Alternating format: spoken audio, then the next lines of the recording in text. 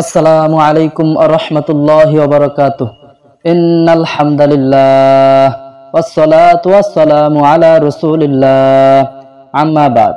প্রিয় ভাই ও বোন, আশা করি আপনারা সকলেই ভালো আছেন। আলহামদুলিল্লাহ, আল্লাহ সুবহানাহু ওয়া তাআলার অশেষ মেহেরবানিতে আমি অনেক ভালো আছি। প্রিয় ভাই ও বোন, আজকে আমি আপনাদের সামনে যে ভিডিওটা নিয়ে এলাম, এই ভিডিওতে থাকা পোস্টার এবং টাইটেল দেখে হয়তো বুঝে গেছেন আজকে আমাদের কি আয়োজন। ভিডিওটি শুরু করার পূর্বে আপনাদের কাছে একটা অনুরোধ, আপনারা যদি মুক্তির আহ্বান ইউটিউব চ্যানেলে নতুন হয়ে থাকেন তাহলে অবশ্যই আমাদের এই মুক্তির আহ্বান ইউটিউব চ্যানেলটা সাবস্ক্রাইব করে রাখবেন এবং দিনকে প্রচার করতে এই চ্যানেলের ভিডিওগুলো আপনার বন্ধু বান্ধবের মাঝে পৌঁছে দিবেন। যদিও এই আমলের সাথে, এই নামাজের সাথে আপনাদের অনেক সম্পর্ক জড়িয়ে আছে, তারপরও আমি আপনাদের সামনে আজকের এই ভিডিওতে এই আমল সম্পর্কে সুস্পষ্ট সুন্দরভাবে বুঝিয়ে দিতে চাই।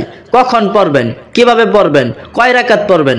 তাহাজ্জুদের নামাজ, ঈশার নামাজের পর থেকে সুবহ সাদিকের পূর্ব পর্যন্ত যে নফল নামাজ পড়া হয় তাকে সালাতুল লাইল বা তাহাজ্জুদের নামাজ বলা হয়। নফল নামাজের মধ্যে এই প্রকার নফল অর্থাৎ তাহাজ্জুদের ফজিলত সবচেয়ে অধিক। ঈশার নামাজের পর থেকে সুবহ সাদিকের পূর্ব পর্যন্ত তাহাজ্জুদের সময়, তবে শেষ রাতে তাহাজ্জুদের নামাজ পড়া উত্তম। তাই আপনি যথাসম্ভব শেষ রাতে সুবহ সাদিকের পূর্বে আপনি তাহাজ্জুদের নামাজ আদায় করবেন। আপনার দ্বারা যদি শেষ রাত্রে পড়া সম্ভব না হয় তাহলে আপনি ঈশার নামাজের পরেও পড়তে পারেন। তাহাজ্জুদের নামাজ 2 থেকে 12 রাকাত। নবী করিম সাল্লাল্লাহু আলাইহি ওয়াসাল্লাম সাধারণত 8 রাকাত পড়তেন বিদায় এটাকেই উত্তম বলা হয়েছে। পারলে 8 রাকাত নতুবা 4 রাকাত, আর তাও যদি আপনার হিম্মত না হয় তাহলে আপনি 2 রাকাত হলেও পড়বেন। তাহাজ্জুদের নামাজের কাজা নেই, তবে রাতে পড়তে না পারলে পরের দিন দুপুরের পূর্বেও অনুরূপ পরিমাণ নফল পড়ে নেওয়া উত্তম। তাহাজ্জুদের নামাজ যে কোনো সূরা দিয়ে পাঠ করা যায়, তবে কিরাত লম্বা হওয়া উত্তম।